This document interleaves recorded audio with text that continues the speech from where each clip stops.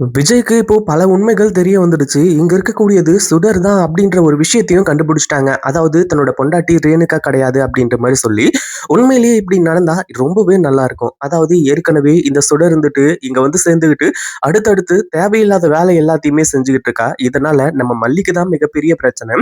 ஏன்னா, மல்லியோட வாழ்க்கைய தான் இந்த சுடர் அடையணும் அப்படிங்கிற மாரி நினைக்கிறது. உண்மையிலேயே அந்த ரேணுகா இங்க வந்திருந்தா, நம்ம மல்லிக்கு எந்த ஒரு பிரச்சனையும் இல்ல. ஆனா வந்தது சுடர் அப்படிங்கிறதுனால தான் மிகப்பெரிய பிரச்சனை.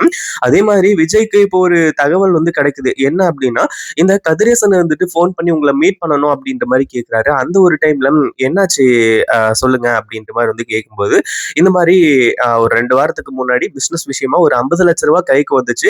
அத கரெக்ட்டா நான் லாக்கர்ல தான் லாக் பண்ணி வச்சிருந்தேன். ஆனா அந்த ரூ. 50,00,000 காணோம் மாப்ள. அது என்ன பண்றதுன்னு எது எது எனக்கு ஒண்ணுமே புரியல. ஏன்னா இது சாதாரண விஷயம் கிடையாது. இது என்னோட பணமும் கிடையாது. ரூ. 50,00,000 ரூ. 1,00,000 ரூ. 2,00,000 அப்படின்னா பிரச்சனை இல்ல. ஆனா ரூ. 50,00,000 யார் எடுத்தாங்க அப்படின்றது மிகப்பெரிய ஒரு கேள்விக்குறியா இருந்துட்டு இருக்கு. அப்படின்ற மாரி வந்து சொல்லி, இப்போ இந்த கதிரேசன் வந்துட்டு விஜய் கிட்ட சொல்லிட்டு இருக்காங்க. "என்ன மாமா சொல்றீங்க? அவ்ளோ அசால்ட்டாவா இருப்பீங்க? நீங்க லாக் பண்ணி அதாவது லாக்கர்ல வச்சு அந்த பணத்த அதாவது அந்த லாக்க வந்து லாக் பண்ணீங்களா? இல்லையா? அப்படியே விட்டீங்களா? யாராச்சும் திருடங்க யாராச்சும் வந்தாங்களா? அப்படின்ற மாரி செக் பண்ணீங்களா?" அப்படி இப்படின்ற மாரி வந்து விசாரிக்கும்போது, "இங்க பாருங்க மாப்ள எனக்கு எல்லாமே தெரியும். அதுவும் இல்லாம ரூ. 50,00,000 அப்படின்னு சொல்லிட்டு நான் சாதாரணமா விட்டுற மாட்டேன்னு உங்களுக்கே நல்லாவே தெரியும். அத லாக்கர்ல வச்சு லாக் பண்ணேன்.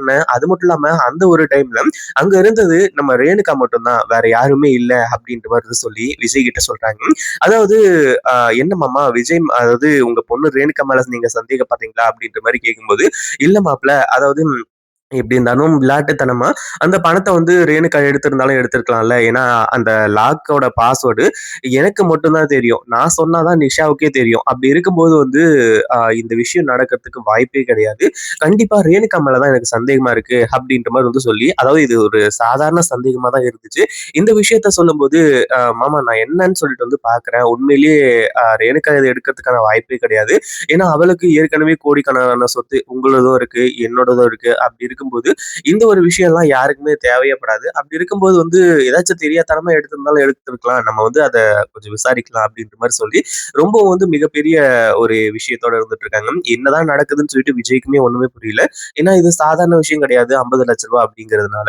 அதுக்கப்புறம் தான் இந்த சுடர பத்தி விஷயங்கள் வெளிய லீக் ஆகுது. அதுவும் இல்லாம இந்த அ அதாவது ரேணுகா தான் வந்து அந்த ரூ. 50,00,000 எடுத்தது அப்படின்றத விஜய் கன்ஃபார்ம் பண்றாரு. கன்ஃபார்ம் பண்ணி விசாரிக்கும்போது, அடுத்ததா வந்து இந்த சுடர் தான் அப்படின்னு சொல்லிட்டு வந்து, "நீ யாரு? என்ன? ஏது?" அப்படின்ற மாரி கேட்கும்போது, இந்த சுடர் வந்துட்டு ரூம்குள்ள ஓடி போய் கதவ சாத்திக்கிட்டு, "என்னையே நீங்க நம்ப மாட்டேங்கிறீங்களா?" அப்படின்ற மாரி சொல்லி தூக்கு போட்டுக்கிறதுக்கு தயாரா நின்னுட்டு இருக்காங்க.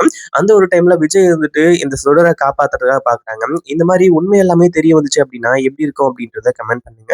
இந்த வீடியோ புடிச்சிருந்தா லைக் பண்ணுங்க, ஷேர் பண்ணுங்க. இப்பதான் நம்ம சேனலுக்கு ஃபர்ஸ்ட் டைம் வரீங்க அப்படின்னா, கீழ இருக்க சப்ஸ்கிரைப் பட்டன பிரஸ் பண்ணிக்கோங்க.